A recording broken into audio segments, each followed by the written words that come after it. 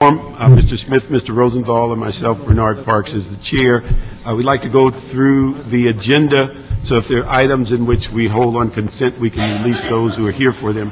And colleagues, if we can go through our calendar, number 7, we'd like to go on consent. On that, we would approve the CLA recommendations regarding the Smith-Zine motion. Also, on number 10, if we have no comments or questions about individual cases, we can move the outside counsel report and note and file that report. There's no question specific cases. On item 11, we go consent on, we concur with the HCED report as amended on item 11. On item 12, concur with the T committee report. On that, we just asked the clerk and the CAO to answer one question. They've commented in this report a $3 million reimbursement to the general fund. We'd like to find out if that reimbursement has been identified in the 09-10 budget, and if not, how quickly can it be reconciled? Were you allowed with the CL's office? Yes, the $3 million was included in the 09-10 budget. Okay, thank you. So we add that information for number 12. For number, let's see, number 13. Greg, have you got your question?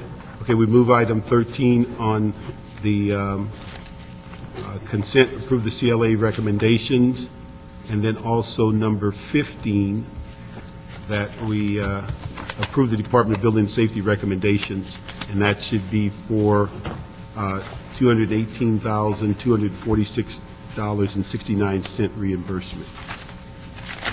So if we can move those items on consent. So moved. Okay. And then what we'll do is we'll handle, before going into closed session. Threshold, you have issues on this? Which one? 16? 16 is going to be handled with number 9. Okay. Because they're combined. We'll handle the appointee of police fire pension and also the appointment of Mr. Santana for the CAO's office before going in closed session on items 1 through 4, and then we'll come back and pick up the rest of the calendar. Why don't we start off with Mr. Hansel, item 6 on the police fire pension. Mr. Hansel, if you just have a seat there, one thing before we get started, let me ask Dr. Williams to come up and get your time on the public comment calendar.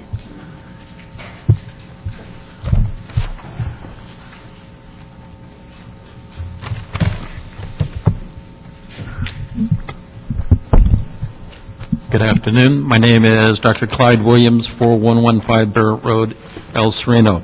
I would like to recommend that the Budget and Finance Committee consider a public-private partnership for brush clearance to take it away from the LA Fire Department and institute a preventative brush clearance program. That is, the cost of prevention is a lot less than the cost of suppression, as evidenced in the Sepulveda fire recently. Right now, there's a lot of fire areas that have not been cleared adequately to comply with the LA Fire Department's requirements. Thereby, perhaps it should be given over to a public-private partnership so that it can be financed properly and implemented properly. Thank you. Thank you. Have you brought that forward to the Fire Commission? Beg pardon? Have you come up with that idea and gone before the Fire Commission? That's tomorrow. Okay, thank you. Thank you. Pardon me, what'd you say? Did you bring it up? Tomorrow. That is tomorrow morning. Great. Okay, thank you very much. I look forward to your results of that. Okay. Okay, item 6, Mr. Hansel, thank you for being here. You have been a commissioner on 2 other assignments, one with the police and the other with BITSI, and so you're fully aware of the city's process. Would you just give us, as an opening comments as to what the issues and concerns and your qualifications as it relates to the current position dealing with the police fire pension. Well, thank you for allowing me to come and talk with you all about it. I think that as far as issues go, I see several. One deals with the issue of integrity, with the subject of conflicts of interest, with operating in a open and transparent way, and which applies, I think, certainly both the commissioners. I'm very aware that two of the commissioners ended up resigning recently on sort of less than happy circumstances, and I think that among other things, it's important to be able to have have decisions made in a way that people have a great deal of confidence with. And then certainly the other deals with the financial world that we're in right now, where you have a fund that at one point was more than 100% funded, and of course with the recent downturn in the economy, the fund is now dipped down to about $11 billion, and so less than that, and under city law, of course, you look to the city to make up the difference, and it's hard to think of a worse time to do that given the city budget. So addressing that issue, and then are there, the third thing, of course, which is one of the other ones that interests me a great deal, is are there better ways, are there more efficient ways of doing things? There's a report that you probably got a chance to look at that was done by the city controller's office in November 2007, and has dozens of different recommendations in them. Now, I'm sure that some of them probably aren't appropriate, others have probably already been implemented, but it's just, there's a lot of grist for the mill there with that as well. And, are there ways that there can be savings? Are there ways that you can do a better job? Are there just some protections that would be created? So these are all sort of things that I view as interest to it, and certainly as Councilmember Parks had mentioned with it, I've been, I read this is now my 5th confirmation here. Wow. Having done it twice with the Board of Police Commissioners and twice with the Board of Information Technology Commissioners, and I have lived in this city for almost 30 years. I love this city and feel very fortunate in my life, and find this is a way of giving back. I've been fairly involved in a lot of different civic affairs, and so have gained a lot of experience from that, and also from my private practice as a partner in one of the world's largest law firms, that are things that I hope to be able to bring to bear to the work, and so I'm very much looking forward to it. I've met with the staff briefly at Fire and Police Pensions, and look forward to sort of coming up to speed more on it. It's a lot going on right now, and so I hope I'll have be able to make a difference. Let me ask you one thing that was kind of interesting. I think you're the first commissioner that actually provided additional information beyond the 700 form. And what prompted you to do that, and what was your concerns when you looked at the 700 form?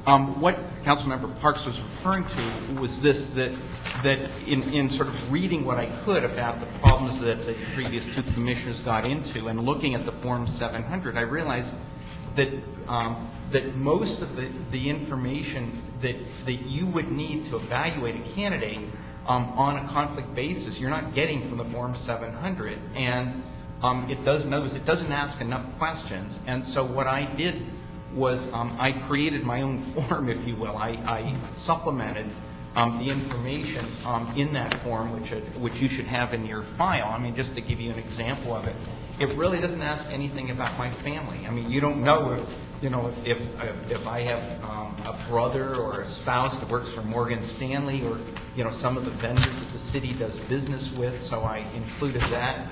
And although it asks for information about where do I work and what's my title, it doesn't ask about our firm clients. So, for example, one of the things that I did when the mayor's office asked if I would be considered, I got a list of all contracts that the board has at present. I then had our conflicts department run sort of a massive search all over the world to look for matches between them, and then, of which there were some, and then tried to go in back of each of those matches to try to understand what was in back of it. So it was a variety of things like that that gave me concern that you didn't really know enough about me in order to make an informed decision based on if all you had was the Form 700. So that's what really prompted me to do that.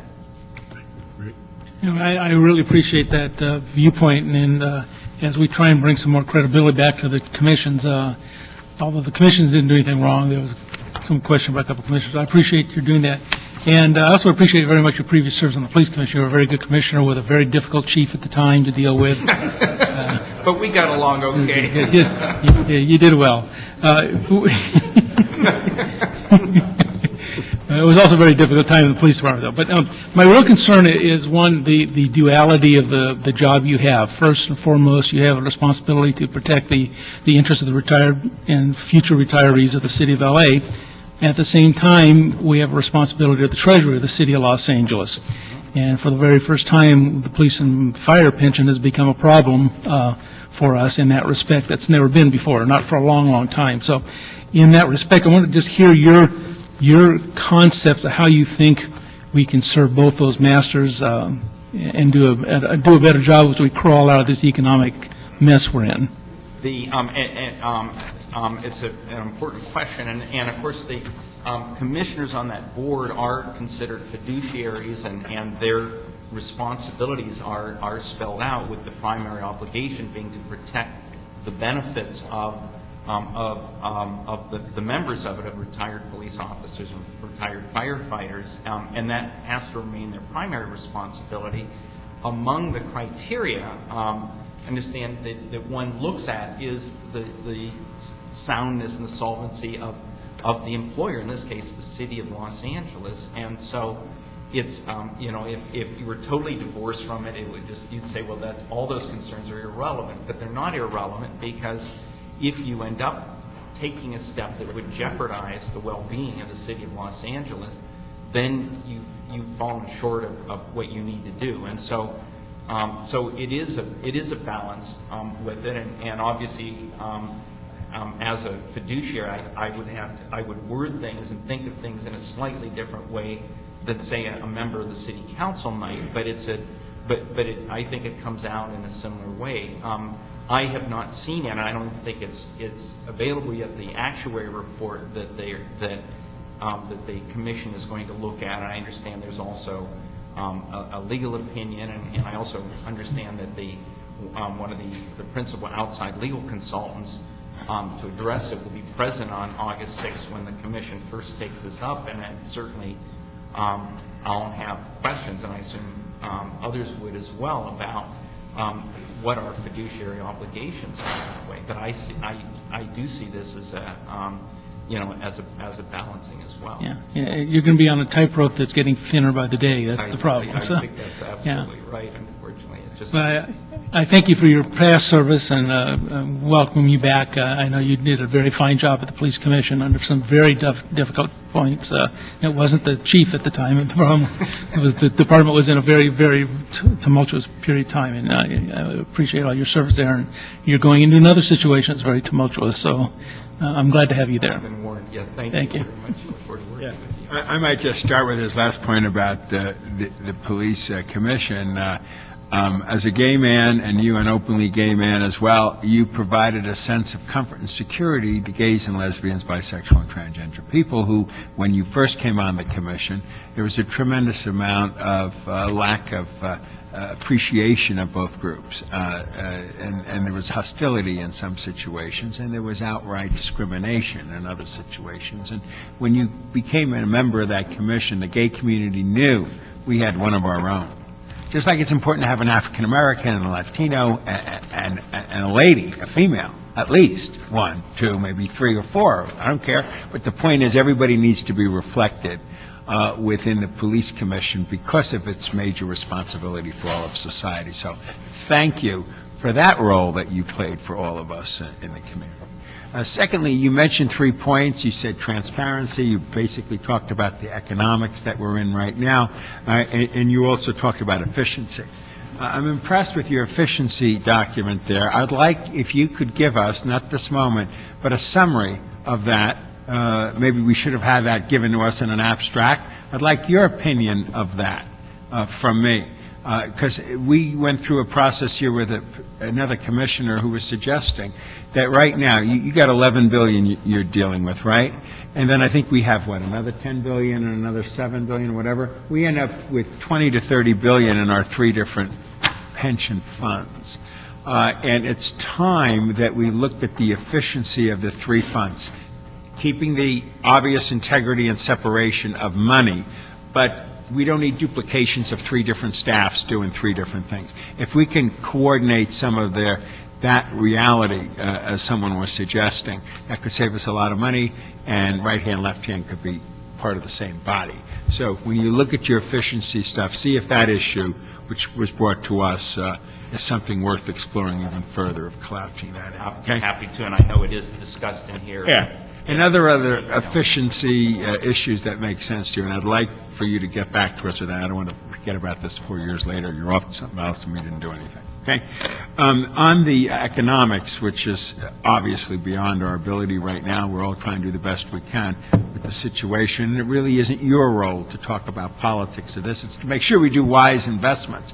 But if we were to think of a tiering of sorts, if we somehow thought about more one would have to pay in a retirement plan. We have to look at different strategies right now just to see so we can keep our doors open and keep our government functioning. I don't want to take away from anybody's energy, but you're smart on this stuff to look at going forward, because the big story, the bottom line, is the structural deficit. We cannot, as a city, continue the pension and health care plans under the present structure and run a city. Can't. Okay, what we talk about, it's all BS if we don't deal with that reality.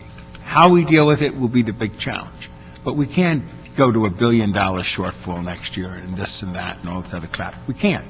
We have to focus on it. And we want to be like the state and be totally dysfunctional. But we need to, focus on that. So I appreciate any insight you can share with us as we look at that structural deficit and go forward. And that's with transparency and openness. You're an honest, decent guy. I think your family situation sets a bit of a role model for others to look at. And I think that all of that is so important to us, is the integrity and the transparency. We appreciate what you bringing that up front, and you'll be a great addition to that board. Thank you very much. Looking forward to working with you all. Let me just say one thing. We talked briefly in the office, and the other thing I would just ask you to look at, and we brought this up before from this committee, is that there are times in which, and I know it's a tough job in the sense of the makeup of the board, looking at whether there is the same skill set necessary for those who may be determining whether you're eligible for a pension versus those who are making investment decisions, and whether, working with Mike, there's ability to figure out, is there a grouping in the sense of how people should deal with those individually or independently, and we move in that regard. And then you've already mentioned it, but we certainly, I think you may be the only person today that's read the 300-page controller audit, but that is something that Mr. Smith and I, when we go to the audit committee, will be getting that out of the committee so we can get pensions to begin to look at that formally. And then the issue of the women's voters report. Those are, in fact, I did a motion asking each pension to begin to look at, is any of that material relevant, and whether, how we should respond. And I want to tell Mike, I appreciate what he's done. He's jumped on this issue of the third-party disclosure policy. And so that's something that they're working on. Lacers has completed theirs, and so those are all the right steps to be moving in that direction. So thank you very much. If you have anything else, or else we can let you go back to work. No, thanks very much. Thank you very much. Look forward Thank to you. further conversations with you. Thank you, Mr. Commissioner. Okay, we're going to go to item 5. Item number 5 is consideration of the mayor's appointment of Mr. Miguel A. Santana as permanent Los Angeles City Administrative Officer.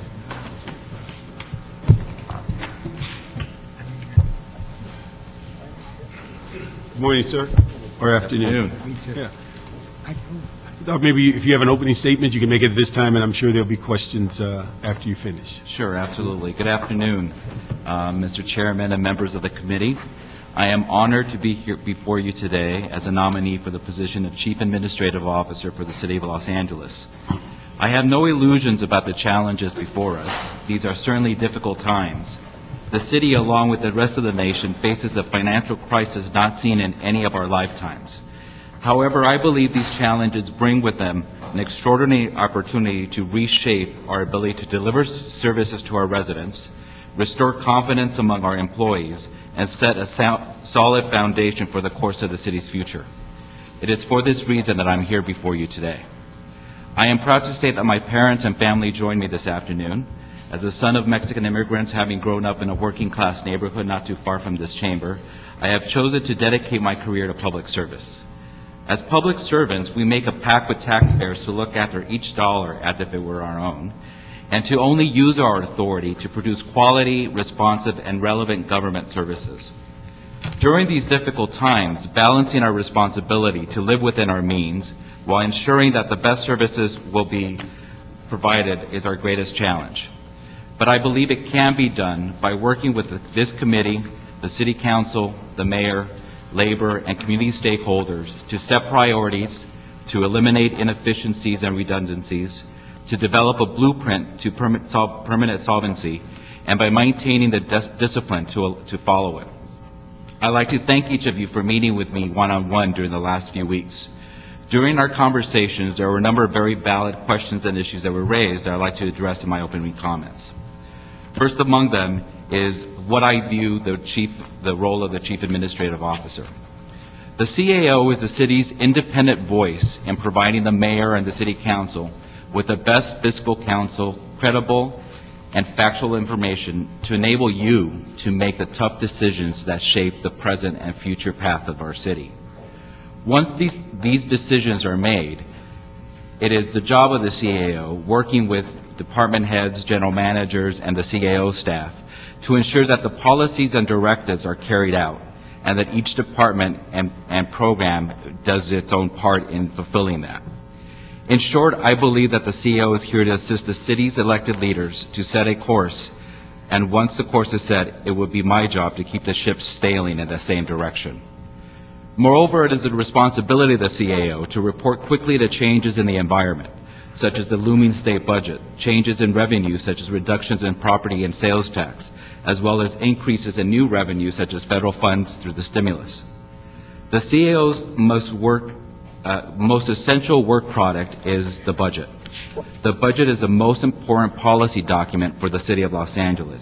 It is where we make clear our immediate priorities, our overall values, our vision for the future and direction of the city. We will use the budget process to find common ground to the difficult decisions that lie ahead. We will lay out the scope of the problem by staying focused on the facts, asking the right questions on our projected revenue and expenditures. We will help recommend priorities by focusing on outcomes instead of just programs, and identify new ways of doing business while protecting our duty to our employees. Another question that's been asked, how does your background make you qualify for the CAO? A very legitimate question. My vision for this role is as fiscal advisor to the City Council, the Mayor, and the city's day-to-day manager. These are the roles I have served throughout my career.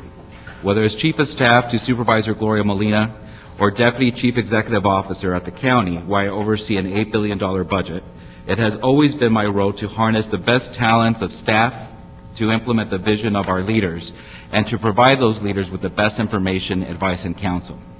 I have over 15 years managing very difficult issues, projects, policies, and people in municipal government. I have worked closely with our state and federal partners and have a deep appreciation of the input community stakeholders provide in the process. I am a consensus builder by nature, and I am at my best when managing seemingly conflicting staff, priorities, and interests and groups to build a common recommendation to policymakers. In addition to my experience in government and community advocacy, I bring a fresh pair of eyes to look at the city, without any sacred cows and with every option on the table to improve the financial stature of the city. The third issue that has been raised several times during these last few weeks has been the following. Given that the charter makes the CAO the only position equally answerable to both the mayor and the city council, how will I remain independent? Throughout my career, I have built a reputation for candor and for providing the best counsel based on the facts. I assure you of one thing, I will always provide you and your council colleagues and the mayor with the best advice and counsel that places the best interest of the city first and foremost. I will be above board at all times and provide recommendations that you could count on. I will work to give you every confidence that the only agenda I have is to serve the city wisely and well. I look forward to earning your trust and that of the city staff, the union, stakeholders, and the public. These are certainly very difficult times. The stakes are too high, and the challenge is too many to not face them honestly and head on. But by doing this difficult work together, we will lay the foundation for a stronger city for generations to come. Again, it's truly an honor to be here today. It certainly won't be an easy job. Working down the street, I could say, has more than prepared me for it. Some people ask me how could I go from reporting to two masters. Well, it's 3 less than what I currently have. But I'm looking forward to working with each and every one of you, and I look forward to the questions that you may have. Thank you very much. Let me just follow up on a couple of things you said in your opening statement regarding budgeting, and this is a concern I think was mentioned at least in the meeting I had with you, is that it's one thing to manage a budget, it's another one to construct a budget from a blank sheet of paper, and that's basically what we ask the CAO to do each and every year. And just if you can comment on that issue as far as how would you go about that, what would you hold on to as far as prior experience creating a budget, and if you have any ideas on budgeting that might change the way we're doing it.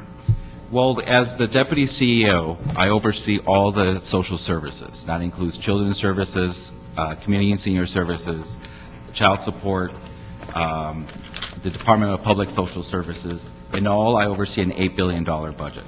And as Deputy CEO, it is my responsibility to provide the Board of Supervisors a balanced budget that looks at specific policy objectives and that acknowledges the existing climate that the board is making that decision. For the last several years, the county situation has been more than difficult, particularly in my area. Last year alone, we had to make over $50 million worth of cuts in the Department of Public Social Services.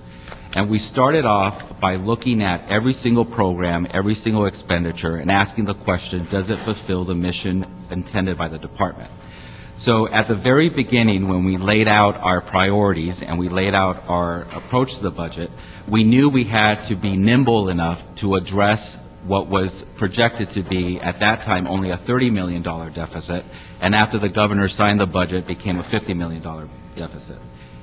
We did this in a collaborative way, working closely with the Board of Supervisors, working closely with the department, working closely with stakeholders. And for those programs that didn't satisfy that simple question, does it reach the objectives we intended to reach, we put it on a short list of things to start cutting.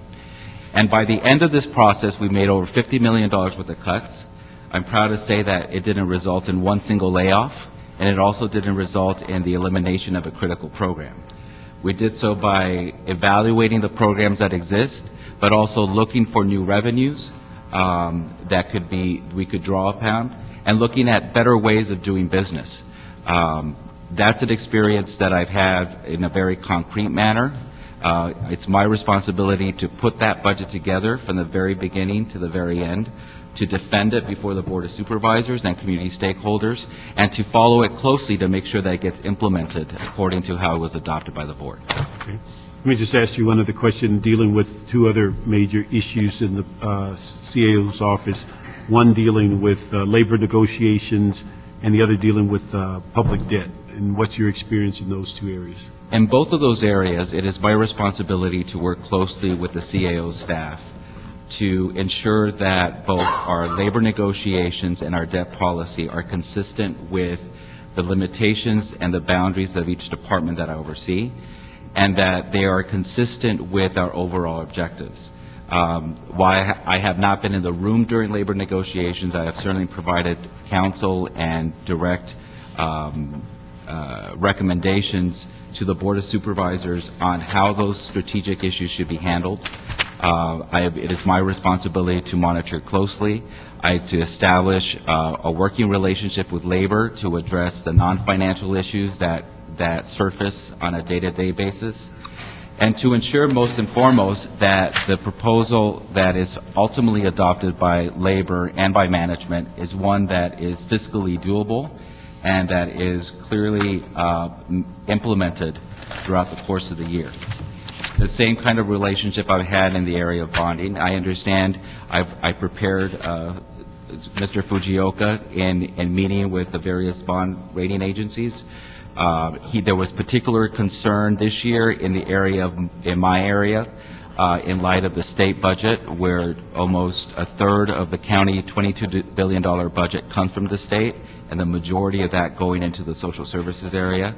We had to make sure that we were prepared for questions raised by our rating agencies about our ability to withstand any major reductions in state funding. We had to do that by also demonstrating that we were also able to manage significant increases in demand and services in the social services. Fortunately, we were successful in securing one of the strongest bond ratings in the country. But I understand that it's not something you worry about the day of. You worry about it throughout the year.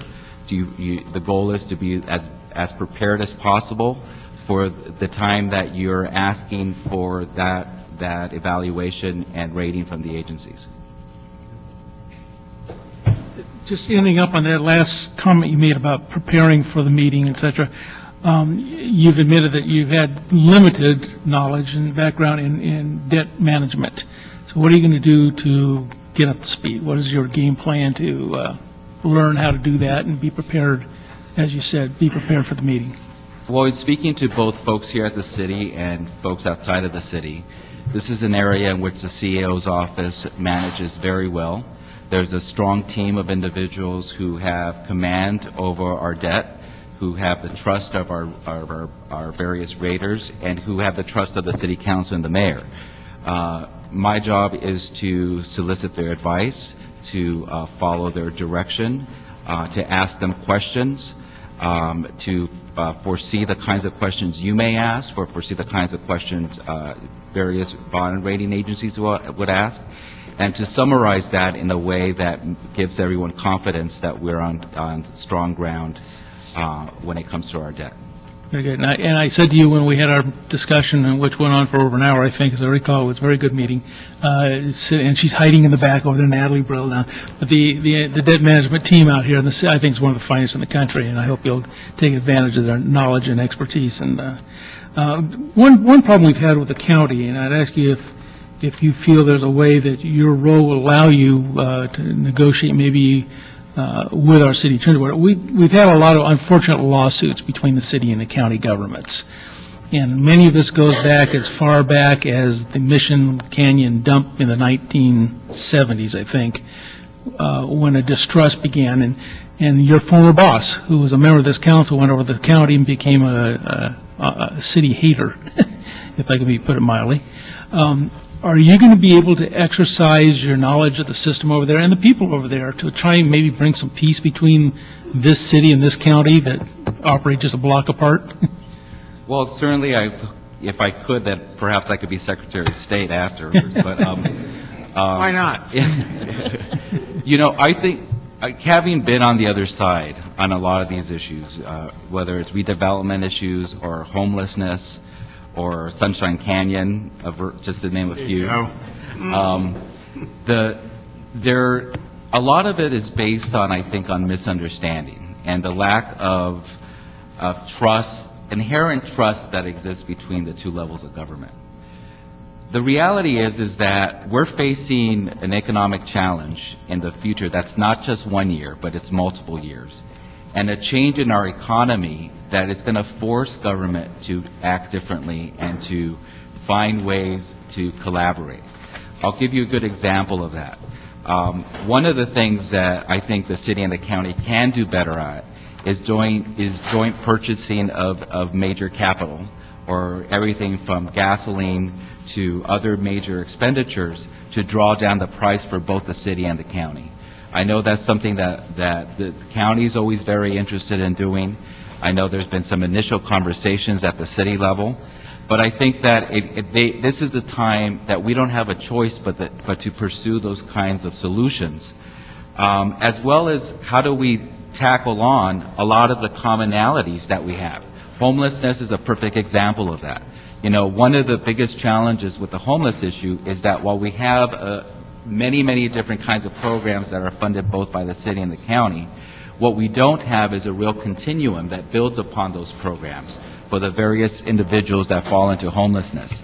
We spend a lot of time arguing about who's responsible for homelessness and less time figuring out what each one of us have to do to address it. As someone who oversees homelessness now for the County of Los Angeles, I think there's a tremendous opportunity to build from that. So I think my county experience will help forge a better relationship with among the two entities, and I think that's one of the benefits I bring to the table.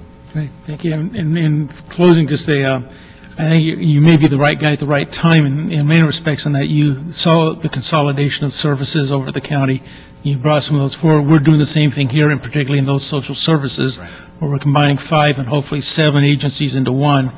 And we need that expertise to help us get through that. But we need to look at that in many different relationships in the city and the county, and consolidation of services may be a way out for both of us. So I hope we'll explore that. Some of it was brought up in the budget this year. That we'll continue to explore those options and opportunities, because I think I agree with you that we can't continue to do business the way we've been doing it for a long time. We just physically cannot afford to run the government as it is today. The government we see today will be different in 10 years, and it's got to change. So those are going to be the difficult discussions we have to have, and I like the fact that you oversaw some of that thought process in the county and can bring that here too. So thank you. Thank you. I enjoyed our session, too. I think you're very bright. As I said, the only thing I was concerned is wet behind the ears. You're young, but that's okay. I'm getting older. And you're new at Everyone's it. young compared to you. They're all young compared to you. You and him. We're in the special club. We're the over 60 crowd. Well, Zero-based- standing on the other side of Supervisors Molina and Yaroslavsky tend to age you a little bit more. I than- can imagine. There are 4 quick questions. One is zero-based budgeting. We did that in the private sector, zero-based budgeting. I know the government sector doesn't do much zero-based budgeting. We need to do the same thing. So what I look forward to you doing is zero-based budgeting, analyzing it, seeing if we can use it, seeing where within the bureaucracy it is something that we can do. Because there's nothing better than starting with a blank chart and saying, what do we need to do our job? And some of it isn't necessarily what we did yesterday or 10 years ago. But you want, as you know, being in government, position is created, barely ever sunsets. Right. I can tell you that we have to sunset things that have no more relevance, and we have to, thank you, Margaret, and we have to start new positions for situations that require it. So zero-based budgeting, please look into that. I'd like your opinion of it a couple of months down the road. Okay? The second thing is the structural deficit. We're all talking about it. It's there. It's real. It's the elephant in the room. And we have to begin to focus on it. We can't just talk about it anymore. What does that really mean for the city to do when we go into our budget process?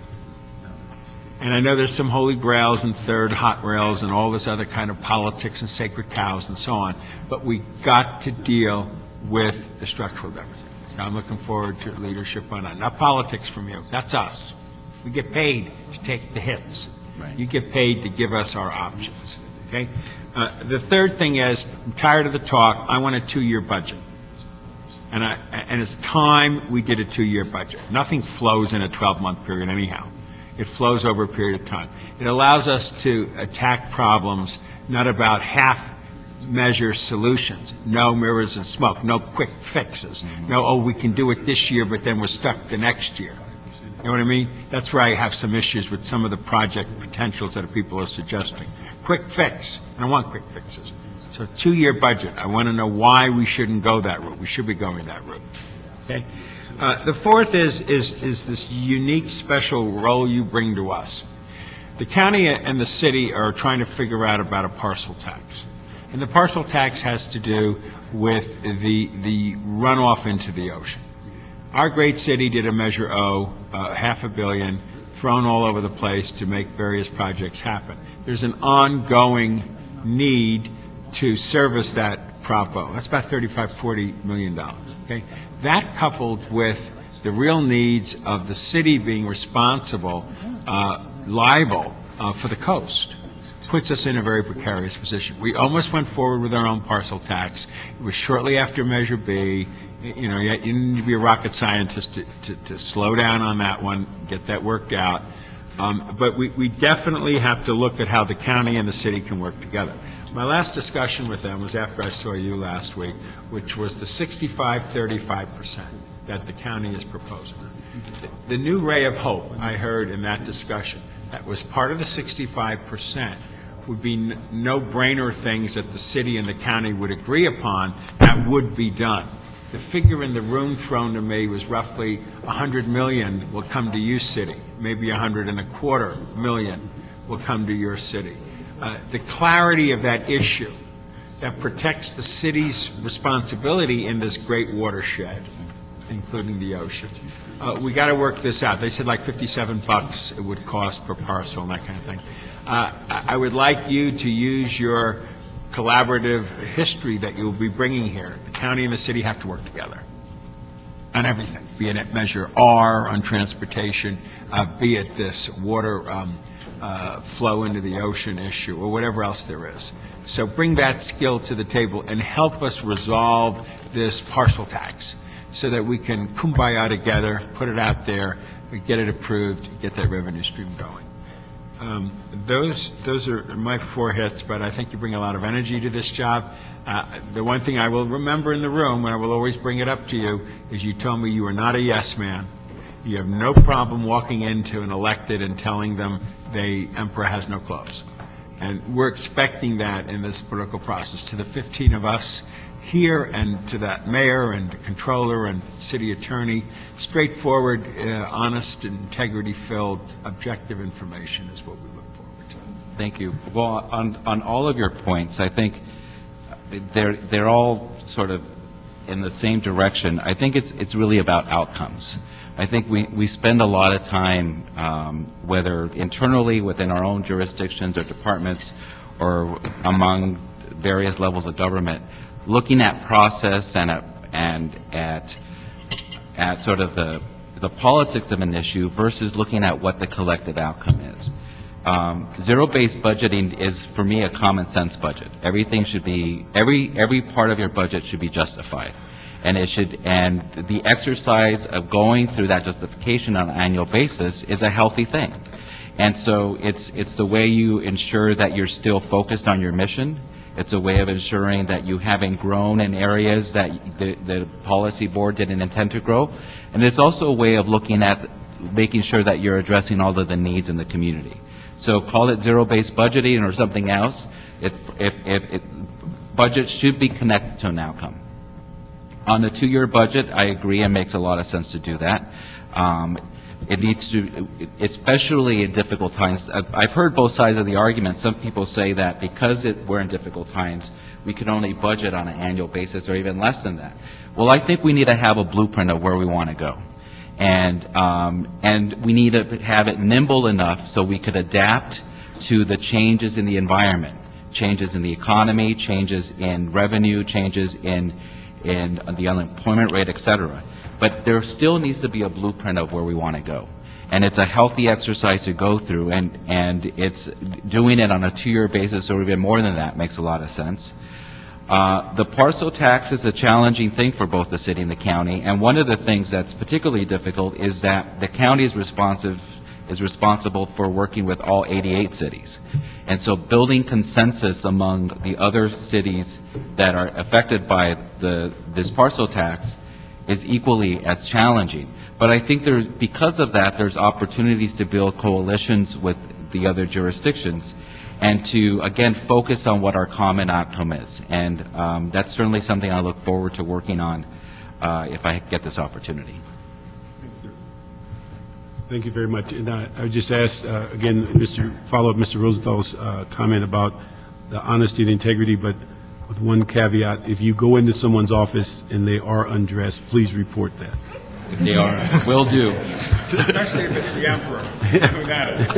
Okay. Let me ask: is there With the princes and is there a council date for either number 5 and 6? 29th for both. Okay. Thank you very much. Thank you.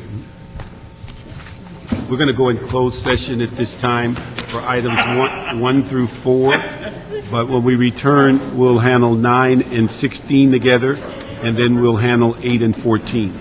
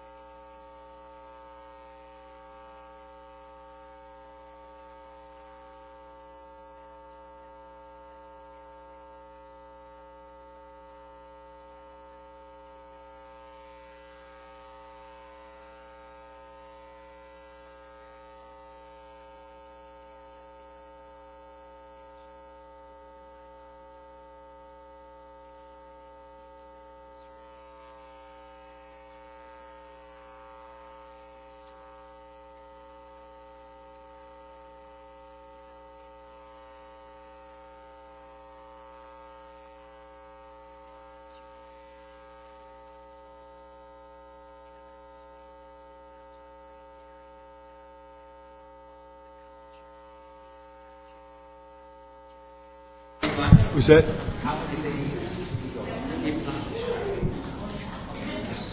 Is that? Okay. Thank you very much. We're going to reconvene the regular meeting of the Budget and Finance Committee. We have a quorum: Mr. Rosenthal, Mr. Smith, myself, Bernard Parks as chair. We've resolved the 4 closed session items, and so we can go to items, move together, items 9 and 16. Okay. Item number 9 is an Office of Finance report relative to increasing the threshold for referral of delinquent accounts to contracted collection agencies to $5,000. Item 16, Office of Finance report relative to increasing the threshold for Board of Review submission of accounts to council for write-off approval to $5,000. Do we have anybody here from the city attorney's office? Okay. What's your start?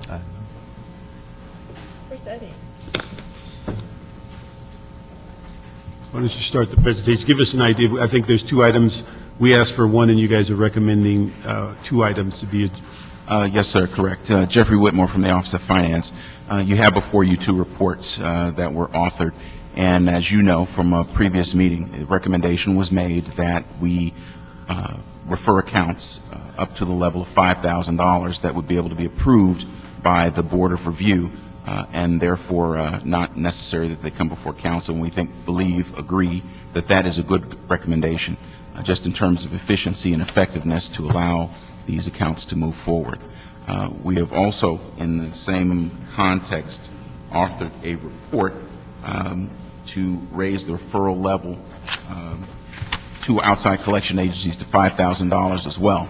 And we think just in terms of uniformity and cohesiveness and consistency, that $5,000 is the appropriate level for both of these items. Okay. Do you have an idea on both those items, how much workload that would impact in the sense of cases that are going to the outside finance and cases that are going to the review process?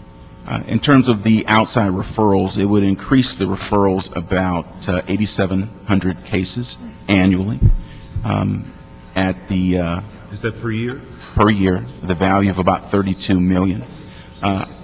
However, I do want to point out that it's about a third of the cases, but only about 10% of the value. So they're lower level value accounts that, in our opinion, is not really necessary for the Is it committee a to third of the review cases, but 10%? of the value. Okay. And so that's on the cases that we would refer to outside agencies? Correct. Okay. And then what would be the workload as far as the other recommendations? I don't have specific numbers in terms of the workload for the Board of Review, but I do want to point out that this issue has gone before all members of the Board of Review, and most specifically pointing out that the Controller's Office is the chair of the Board of Review. We've worked closely with Bill Lamb, and they've put in their review and input and believe that this is appropriate as well. Okay. Let me just ask, on the, also on the cases that are referral, does this impact the number of companies that we have on already approved to handle this additional workload, or does that require, I think we had a motion a while back asking whether we should be increasing the number of referral agencies? Neither of these reports address that issue. Right now, we have 4 contracted agencies, which would continue. However, we are in the process now of evaluating and developing a report regarding a recommendation that came forward about additional collection agencies specifically involved in secondary or tertiary collections. So that will be coming forward. And Can that take into account this change? not specifically. I mean, but if we're moving 8,700 cases, would that be evaluated as you talk about whether we need additional firms? It would be evaluated. I will point out that the agencies that we have now have all indicated that they can take on more work without any issues. In adding the additional collection agencies, what we're proposing is those agencies would be involved in tertiary collection. In other words, after the accounts went to those 4 collection agencies, they were unsuccessful, then we would refer them to a second set of agencies who use more aggressive tactics in attempting to collect. Okay, so they'd be like the last resort. Correct. And do you have an idea how many firms that might be? I can only give you a personal opinion. That would probably be 2 or 3 firms, but we would look at the volume and what the need would be, and make that recommendation to the committee as well. And then how soon could this become effective if we move this to council? In terms of the tertiary Making agencies? these changes, not the new RFP, but making the changes to the, Well, we'd like that to occur as quickly as possible, immediately. The report asked that it be referred to the city attorney for revisions, but basically all we're doing in all of those is changing the dollar amount from either 1,000 or 3,000 to 5,000. So that requires little. and then what is the impact on personnel? I understand they get moved to other assignments. That is correct. And one of the things we think is a distinct advantage is that instead of them being directly involved in the collection activities that the outside agency can perform, we can reassign staff to other revenue-generating tasks like items that you're familiar with, publication of top debtors, that's collected approximately $2.9 million, the revocation of parking permits for illegal parking lot operators, and our litigation project with the city attorney that we've collected about $3 million from in the last few months. How many people would that impact? In terms of staff members, probably a half dozen or so.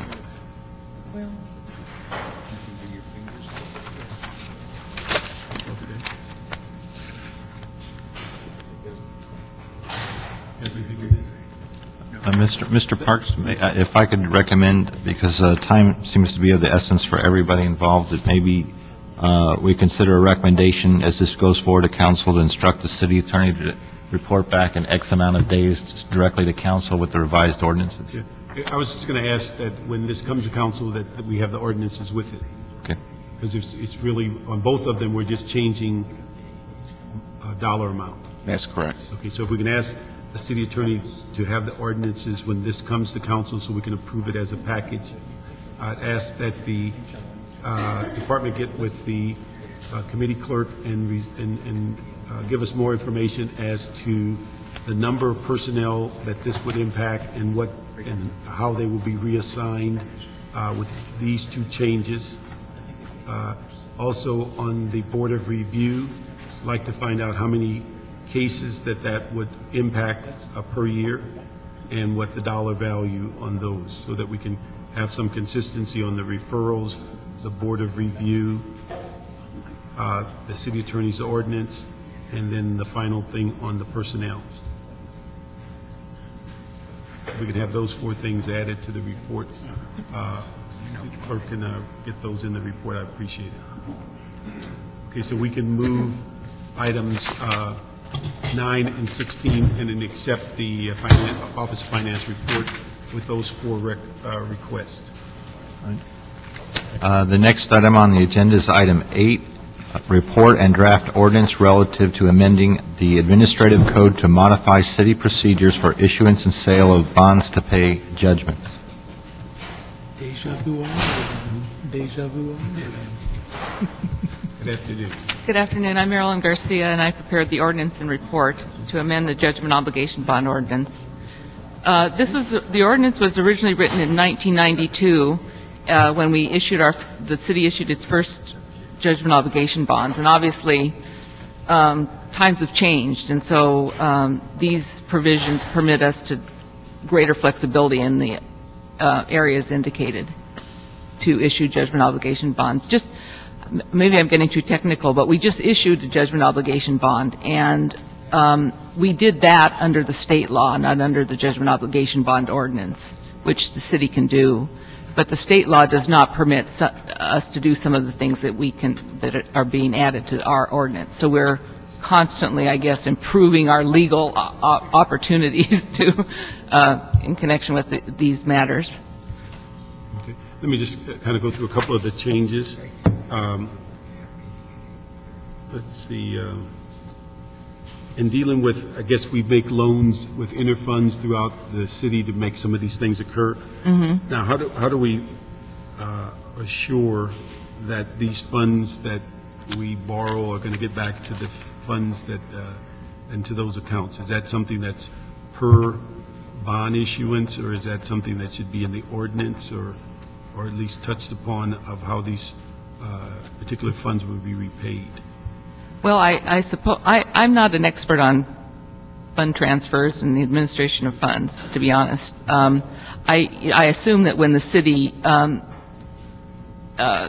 makes the advance, that we are reasonably certain that we're going to issue the judgment bonds. Mm-hmm. Natalie, you'll have to otherwise explain how. Natalie, is that a case by case that when we're going to do this, that we're going to ensure that those funds are going to the proper accounts? Yes, Natalie Broth, sales office.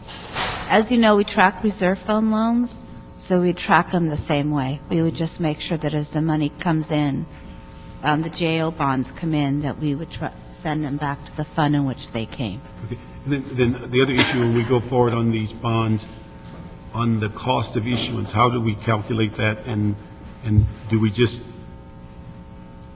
let more bonds than what we're going to pay out so that we can pay for the cash, or is that expected on, or do we get interest if we don't spend all the money at the given time, or how do we assure, or where do we get the funds to pay for the issuance? On almost all bond issues, the bond proceeds of any kind of bonds, the bond proceeds pay cost of issuance. Okay, so we just let more bonds than we... Yes, so the cost of issuance is like $300,000, so it's more bonds, but not in the scheme of things a lot.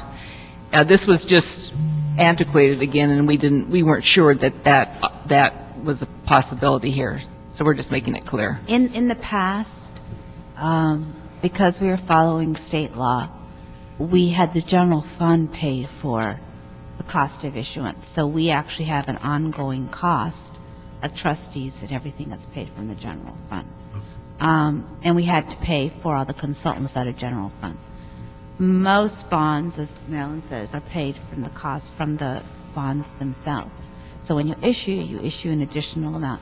Lately, because of the way the bonds are structured, we get an additional amount called a premium for selling at a higher interest rate, but yet paying a lower interest rate. We issue the cost of issuance from the premium. So it's just part of the bond deal. And you know us, we try to be as inexpensive as possible with our consultants. So we are very conscious that we're paying it out of bond proceeds. Let me ask, on the extension or expansion from 10 to 15 years, is that just to reduce the debt service, or is that some other? That was, we just thought that would be added flexibility. 10 years is a short, as you know, a short bond term. And there is a state law that permits the city to repay judgments without bonds or anything, and for a maximum of 10 years. And that's where we got the original 10 for our original ordinance in 92. And so in terms of the general cleanup, I just thought it was helpful to, just give us a little more flexibility. But we didn't go to the 25 or 30 years that you're used to seeing in other kinds of bonds. So this is up to 15 years? Yeah, it gives us up to 15 years. The city's never issued judgment bonds for greater than 10 at this point, and I don't know if we will. Our concern was if we had a very large, God forbid, a settlement or a judgment or something against the city, that, would it be in our best interest to spread it out for a longer period of time? It's not the magic number, but 10 years can get expensive. Right now, we issue 10, we issue 25, but not predicting, but I'm just saying it's just flexibility. Okay. And then let me ask also on, when we get to let me find the page, with the control of the funds, that the way it's worded, it talks about that the funds are going to be under control of the city attorney unless the council, there's some wording, unless otherwise provided by the council. Is that also a deal-by-deal issue, or should the wording be that the funds are under control of the council and the city attorney? The old ordinance just said city attorney, and that kind of made sense because we're paying off settlements. And so the city attorney, logically would be the entity to make the payment. But again, you never know how you want to set things up. And so if we want to have the funds paid, like just last time actually, we issued the bonds and the trustee wired the money directly to the plaintiff's attorneys. End of story. So again, if we're going to deviate for a justifiable reason in the future from the city attorney overseeing it, we will have that in the court paper, in the bond papers. That's what I was wondering. Is it a case by case? Yes, it would be. And yes, we've used the word flexibility about 25 times already, but I think that's, again, the reason for something like that, just to give opportunities in the future. It was silly to come to the city, to have it, wired to the trustee sent it to us, and then I sent it to the plaintiff. Talk about, waste of admin costs. So we just said in the document itself, what we sent forward, we chose a trustee and said, just have the money wired directly to the plaintiff. Why should it come here first? We all know it's our money. The money gets downloaded into our financial system. It's just. And we did that for the deal we just did because we did it under the state law, not under this. So to permit us to make other arrangements, we added that extra language. Okay, and so the language about the council was not there previously?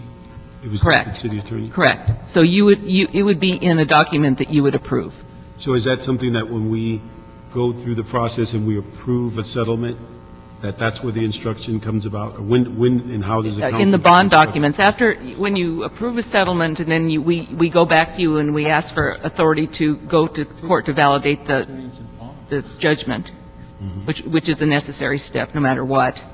And then we go back to council and have you guys approve the bond documents, and it would be in the bond documents as to how the money would be distributed. So if we get a package of settlements or judgments, we say settlement A will be distributed in this fashion, settlement B, so you give the instructions as they go forward. And then that's where the council's direction comes from. Okay. And then my final issue is, I'm just concerned about this, and although again it's flexibility, is the use of this process for settlements as opposed to dealing with judgments. Because again, as I mentioned before, is that it seems like we are paying on the credit card and we're paying cash, and at some point in time, we're going to get across purposes. Well, again, this is a matter of financial policy, not legality. But up to now, from my perspective, we were very constrained as to only be able to finance payments of actual judgments, where if the council thought it was in the best interest of the city to settle a large case, and since it was a large case, it might be appropriate for financing. This just gives you the opportunity to do it by financing. But obviously, from a financial standpoint, it's always best to pay off your obligations or settlements with cash. It's just uncertain whether the city will always be in a situation to be able to do that. Let me clarify a little what we're talking about, because I could have sworn we'd done a settlement, and Mario, who's more of an expert than I am on the details, is that when we would go to the court, and Marilyn, you can help me here, with the settlement, we would get them to issue a judgment for us, and then we would issue the bonds under a judgment obligation bond. Technically, we have done settlements before in layman's terms, meaning we didn't go to trial, we didn't get a judgment, we did a settlement. But because of the way the law was written, the judge actually had to issue a judgment. If the language, I guess, settlement is in there, I guess we don't have to do that extra step. Is that what I think I'm trying? I think we're playing semantics here a little bit. Well, actually, to my knowledge, the only time we've done a settlement was in this previous deal, and it was a settlement in a related case to a case where there was an actual judgment. And some law firms will only let you finance actual judgments. And so we only deal with excellent firms, but obviously there's a range of what legal opinions are. So I've talked with outside bond counsel firms, and we've come up with a slightly more aggressive plan or opportunity, which is they will permit settlements to be financed, but we still need to file the settlement with the court, which is what we might do with the case what you guys are considering. File the settlement with the court and have the court have ongoing jurisdiction.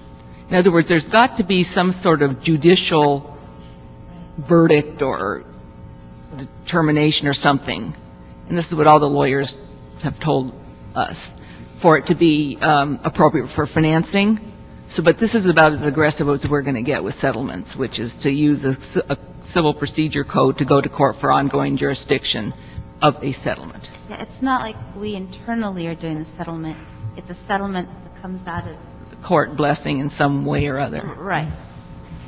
And that's what Harper was. That was technically a court-approved settlement versus a judge. I have no concern about, I think when the court approves them, we pretty well can walk down the path. Yeah. Right. But when you use the word settlement, what it lends itself to is that we'll be short of money in the 970 account. We said let's just That's bundle true. those up. Yeah, absolutely. And let's move and create the thing is that that's the clarity that we need, though. I mean, because the word settlement lends itself to that. That's absolutely true. This is a way for the city to pay off its obligations of whatever sort, and it's a matter of whether you want to include settlements or not.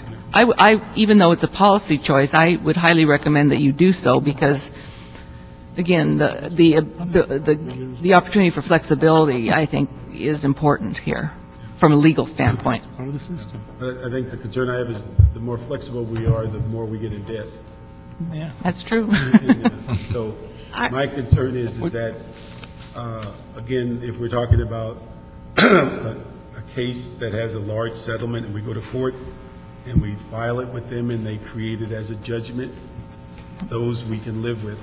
It's those that we say that we foreclose the ability of just bundling a group of cases because we're running out of money, and we say, let's just pay them this way. And they become settlements as a bundle, and we're, again, putting them on a 10-year payout as opposed to paying them year to year. That would, I think this would allow that, but again, and it's, that's the I don't. question, right? Would the That's market what we- accept it? Yeah, but I would not want us to be in that position that allows that you get in a crunch and you can create this mechanism. Again, if it goes to court, then the court gives that direction and agrees to it, then We have to ask before the court agrees to it. And that's, I think the concern is, if I may, is where's the constraint? Where's the requirement that we look at our budget every year before we add these onto our credit card? Because the council after us is going to have to deal with those decisions, and the cumulative impact can be worse, because once you start down that slippery slope, you can't climb up again so easily. So where is the constraint that we don't use this as an easy way out? That some point in time, we have to say that's enough of our budget that's wrapped up in future debt on these items. I mean, we already look at debt, for one, and say we can't assume any more debt. We've already been told don't do any more MICLA. Where's the constraint on this system that says we can't do this anymore, bear the pain and put it in the budget rather than... This is getting beyond the legal thing, but perhaps you could put it in your debt policies, that you have a policy of not having more judgment obligation bounds than X. CLA. Or if you want to not, you finance settlements only of greater than $5 million, or... The question. I mean, yes, we could probably think up constraints that will impose discipline.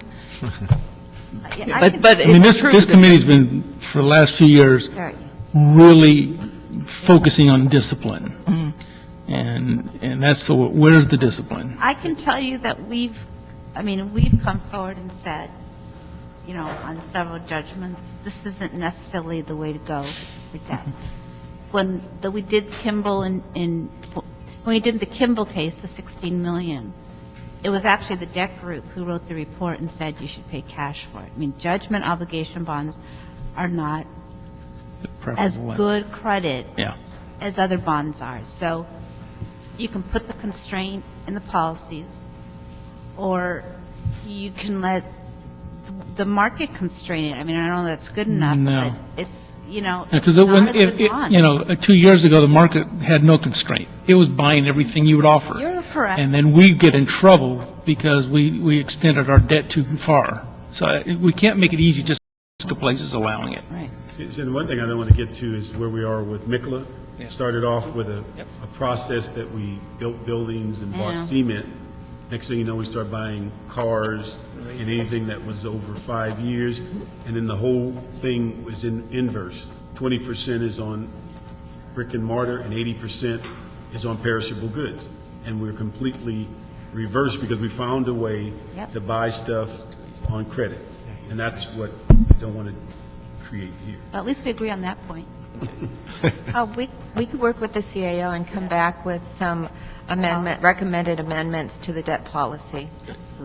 And the thing is, I'm not concerned about the judgments that come out of court. I think those are pretty clear, but I don't want to get to the point of the settlements, particularly those that are not related, or they're routine, or that we're bundling them, or we're finding a way to easily pay for them over time, or we're putting them on layaway, any of those terms. Yeah, I think the debt We policy. decided this case is not that great, we could put it on layaway, right? Yeah, well, I think that the debt policies would be an appropriate place, but, you know, after we think about it, I can always come back with another amendment to the judgment obligation bond ordinance or something to, you know, put some more constraints That's in the it. one if you want. area I would assume that, that settlement area. I think you've explained the issue of the control where the city attorney and the council that we're making those judgments, but the settlement area, we got to tighten that up, or we either remove it or we tighten it up and should have. Okay. So, do we have a timing on this? Yes, I think it's important to move this as quickly as possible because this lays the legal foundation for the, for the Can we have other that wording case. by next week The wording for for what you want to recommend? the debt policy? What? Yes, for the settlement issue. Oh, for the settlement issue. Yeah, can we have that by next week? If we can talk. If we can reschedule it? next Do you Monday? want that in the ordinance itself or just the debt policies? No, we need that in the ordinance. I just don't want the word settlement in there. It's got to be something qualified. Well, I don't know what the other matter that was in closed session, unless this goes as is, that matter can't be settled in the way the plan is. Okay. Well, I think that's we're talking about the inverse, whatever? Yeah. Okay, that's not going to be available for a couple of weeks because it's about 4 things that they have to do on it. So if we can get this back for Monday with the right wording, then we can continue this and get the settlement language. Because I wouldn't want it in the policy. We'd like to have it in the ordinance. It clearly defines what settlement is. So you want the settlement language to basically say a court-approved settlement? Is that Court approved would be helpful. an appropriate phrase now? I'm just trying to understand. But the thing is, what I'm trying to do is that if we have, we don't normally take, $99 to the court. The issue is that if it's worthy of, if it's court approved or court directed, then those are the ones that we've only done one, that we would be taking. And I assume we take it because of the amount? size of it. So the issue is that it has to be court directed, and we also have to have some, I think, limitation as to the size of it, so that we are not bundling. I don't want to get into the bundling to where we just use it as a vehicle to get rid of the debt. So it's the amount. It's the amount. It's a case by case, and it deals with court and it deals with the amount. Okay. So if we can have something back here Monday, we'll continue item 8 till Monday for that wording on that specific phrase. And I think everything else in the ordinance appears to be appropriate. Thank you. The last item on the agenda is item 14, CAO report relative to a request to issue up to $180 million in general obligation bonds for stormwater projects and $80 million in refunding bonds to refinance previously issued GO bonds. Before you get started, Dr. Williams, would you come up, make your comments, and then we can get to the presentation? You can stay there.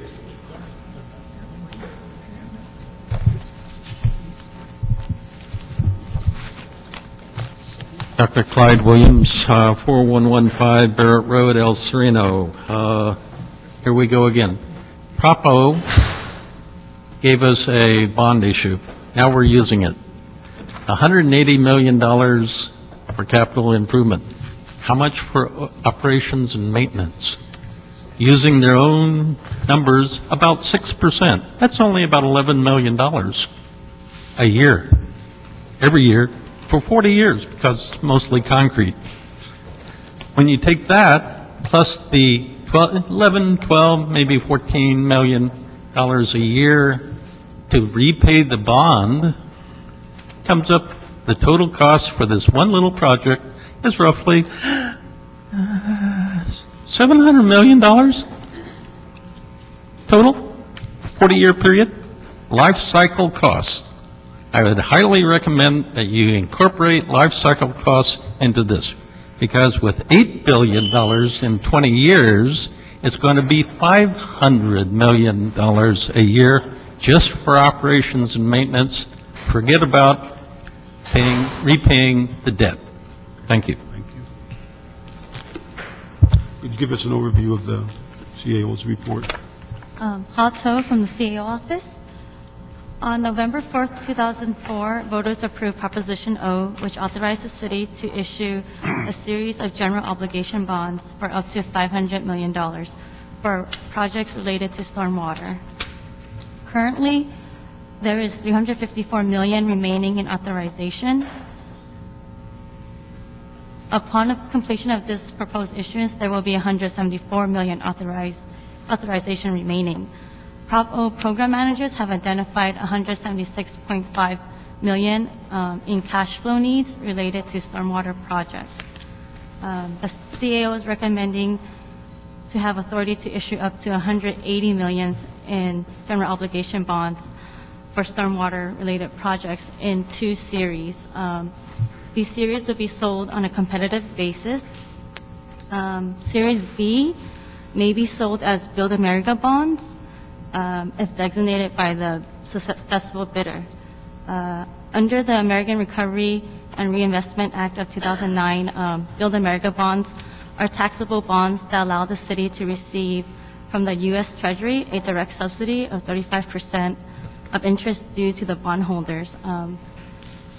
We would like to use the direct subsidy to go towards debt service, so this way that the taxpayers benefit from this subsidy directly.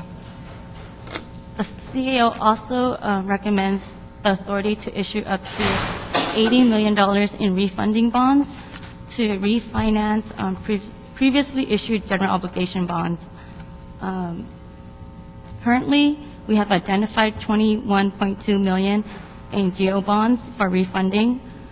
This will result in a net present value savings of about $1.12 million to the property owners over the life of the bonds. Since the release of this report, we have several updates. Initially, we plan to accept bids on July 29th because we were going to sell Series A and Series B in one day. However, due to recent market conditions and recent market activity, we recommend to accept bids on 2 days, on August 4th and August 5th. On August 4th, we will accept bids for the Series B, which gives the options of Build America bonds or tax-exempt bonds. If we like the bids that are submitted for Build America bonds, we will accept Series B on the first day. If we do not, if we felt like the bids came in too high, we would issue all of the $180 million the next day under Series A, which would be tax-exempt bonds. This way, it would give the city more flexibility to ensure that we get the lowest true interest costs.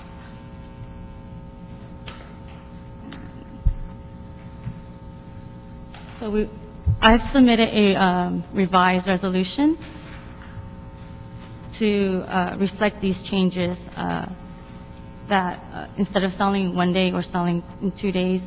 And we took out the brackets regarding the Series A par amount because it's unknown whether we will have a Series B. So what in the resolution we noted is up to $180 million for the new money and up to $80 million in the refunding. And in recommendation 2, we would like to instruct the city clerk to place on the council agenda on August 4th and August 5th. Is that the July 7th report you're referencing, or is there a report since then? I'm referencing the July 7th, 2009 report. Is that the amended report, or is there something? I would like to amend that. You want to amend this report? Yes. Okay, now have you given the clerk those amendments, or you've circulated those, or you just did them verbally? Yeah, I've submitted the resolution, the revised resolution. Okay, you got that. Okay, let me just ask on the issue, we've already initiated $146 million of Prop O. Yes. Okay, now, those projects are in process or completed? They are in process. I think BOE can talk more on the projects, whether they're complete or in progress. Good afternoon, Kendrick Okuda, Bureau of Engineering. I'm the Propo Program Manager. With regards to the $146 million that has already been issued, there are a total of 31 projects that are now in implementation. There's 31? 31 total. 3 projects have been completed. The remaining projects are in different phases of implementation, starting from either pre-design, design, bid and award, or construction. So how many more projects in Phase 1 that are going through, that have not been completed? Total of 31 minus 28 projects are still in implementation, some phase of implementation. Okay. And then this, how many projects for this 180 million?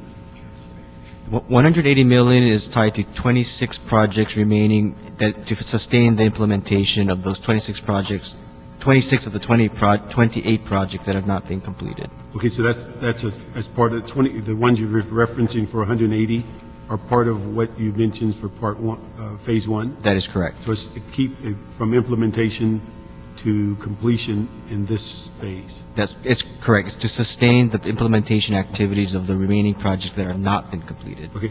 Now, the remaining 174 million, have they already been designated? Or those full projects have been obligated to the full funding that was approved by the oversight committees as well as the council. Okay, so all the money has been designated. We're just letting the money in 3 phases. That is correct, yes. The remaining funds of the 174 million have been obligated for future project expenditures, but we're not in the need of issuing the bonds at this time. All right. One thing for... Councilman, you know, we've always issued GO bonds as they are ready to go. Yes. So it could be 4 phases, it could be 5 or 6, depending on when they're ready. The thing is, we need is that, and I'm sure by the time it gets to council, the question will be what projects, what districts. So if you could make sure that what we're funding with the 180, if there's, we can get to the clerk, the attachment of projects that are in implementation or what phase, and that it will go through completion by council district, and everybody will be fully aware of that. I can do that. The Expect that you get to the council offices prior to that item on the agenda so they can look at their own districts. Okay. So we can make sure. The other issue is that I'm assuming the wording is set because we're going to recess, that you want authority to move forward if we're not in session. Is that you're contemplating the recess coming up? For the recommendation 3, just in case that there's no quorum, we would like the CAO to have authority to award. Okay. Does that set some precedent or? No, we've been doing that since about 2002. One time we had scheduled for you guys to award and something happened and you didn't reach a quorum. Yeah, so we had to That might be why. probably. So you know us, if we award, we'll come back the next day and tell you what happened. We won't keep you wondering, but it's just a protection for the bondholders, So they can really. do it on a timely basis. Yeah, Okay. All right. but it does not set precedent. It's been done for a few years now. Let me just ask, and I know very little, just a couple of articles on this Build America bonds. If they're offering a 35% rebate of some type or discount, what would be the rationale that we wouldn't use those as often as we could? It depends. Here you go again. It depends on the market. We're seeing the long end of the market between 15 years and 20 years and 30 years. Investors tend to like those as Build America bonds. They tend to like the tax exempt for like years 1 through 14 or 13. It's really, really driven by the market. You know, the state of California did all of them, Babs, you know, from year 1 to year 30. and they did very well. The state of Wisconsin did 1 through 15 as tax exempt, and 15 to 30 BABs, and they did extremely well. So it really depends on what happens that day in the market. That's why we need a little bit of that flexibility to make sure we take advantage of the lowest rate. But you're right, a 35% subsidy is nothing to laugh at. Is it, if I understand, is the tendency because of the America, is that they're longer term? Mm-hmm. Yeah, the taxable market is a different market than the tax exempt market. We very rarely sell in the taxable markets, but now that BABs are there, they're kind of liking us, and they're kind of liking us on the long end of those bonds. And these are taxable? I don't, you know what, you can ask 3 different underwriters why, and they give you 3 different answers. The point is, that's what they're buying. Okay. So, in the last 3 months, that's what we've seen. And these, as we talk about these Prop O can only be sold competitively, they can't be negotiated? Correct, because we follow state law. In the future, we're working with the city attorney to see if we can do them negotiated. It's complicated, it's a long process because of the state law. So because the money was needed right away, we decided to go ahead and do competitive. And of all the types of bonds we can sell competitively, GOs are the ones that do the best competitively, and they're the ones that are doing the BABs with them. So when we look out in the market, the ones that are going competitive are the GO and the BABs together or separately, I guess. And we're seeing there's a market out there. When we go competitive, then that opens the door for everybody that's on our bench and anyone else. Yeah. Okay, so it's not just localized to the people we've Correct. done the RFP. Correct. But we are just, so, we're not losing track of the fact that we need to do some work on the GO bond program, and we will continue to pursue if there is a way to do them negotiated. Because again, that good old word flexibility, we don't want to be stuck in a situation where we can't. But we are having the city attorney research it, and maybe we'll come back with the same procedural ordinance that we're doing for JO, for judgment obligation. We're just trying to get them their money and then deal with it, hopefully, for next year. Okay, thank you very much. We'll move to item 14. That concludes, Pardon? yeah, as amended. Yes, you've gotten the paperwork? Okay. That concludes the agenda. See you guys. You never know. Bernard.